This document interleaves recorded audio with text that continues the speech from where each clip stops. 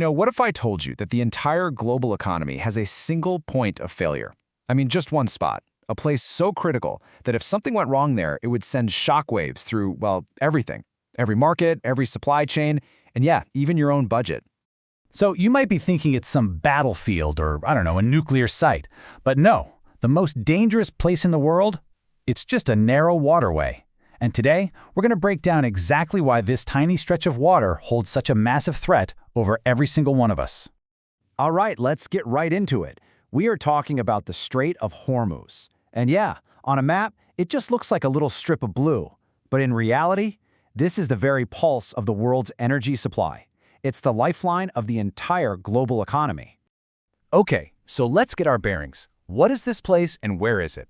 Well, the Strait of Hormuz is the only way for oil and gas producers in the Persian Gulf, we're talking giants like Saudi Arabia, the UAE, Iraq, to get their product out to the rest of the world. And I'm not exaggerating when I say this, it is the single most important energy choke point on the planet. Get this, at its narrowest point, the strait is just 21 miles wide. 21 miles. And all of that traffic, all that global trade, has to squeeze into shipping lanes that are only 2 miles wide each. It's just an incredible concentration, and that creates this huge built-in vulnerability. And the amount of stuff moving through here, it's absolutely staggering. Just look at these numbers. Every single day, a fifth of the entire world's oil and a third of its liquefied natural gas funnels through this tiny gap. It just goes to show you how ridiculously dependent the whole global economy is on this one little waterway staying open.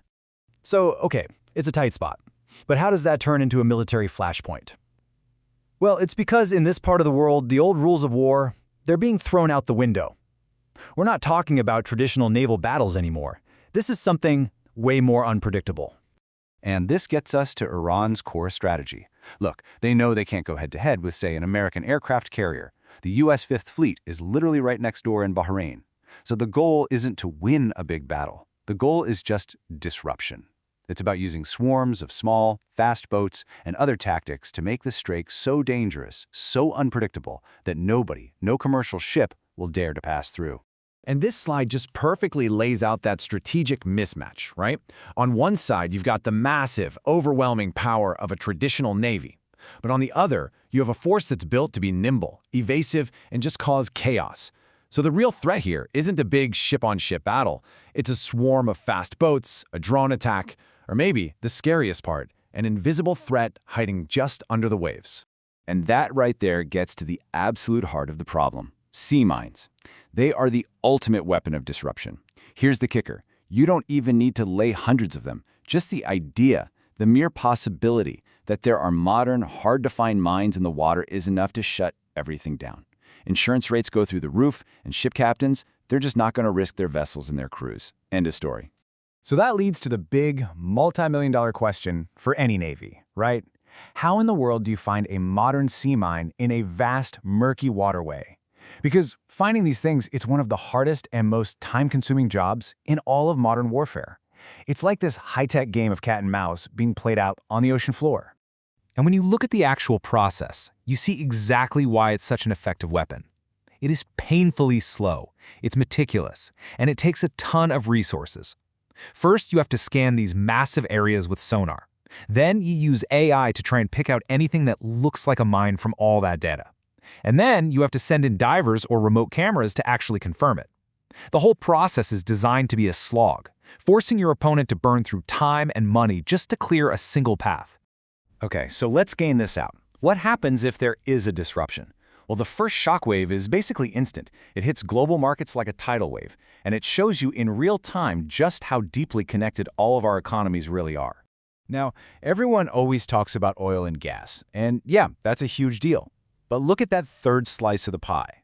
A third of all the fertilizer that's traded internationally, it also goes through the Strait of Hormuz. And this is the hidden crisis nobody talks about.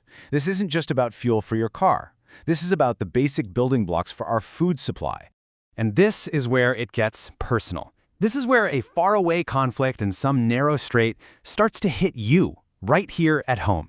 The connection might not seem obvious at first, but trust me, the chain reaction is real and it is undeniable. Okay, so it all kicks off right here. A naval mine, a drone attack, heck, even just the threat of one of those things is enough to shut down the shipping lanes. And then what happens? Suddenly, the key ingredients for modern farming, we're talking nitrogen, phosphate, potassium, they can't get where they need to go. And to make matters worse, other big producers like Russia and China have a history of cutting back exports during crises, which just makes the supply coming out of the Gulf that much more critical.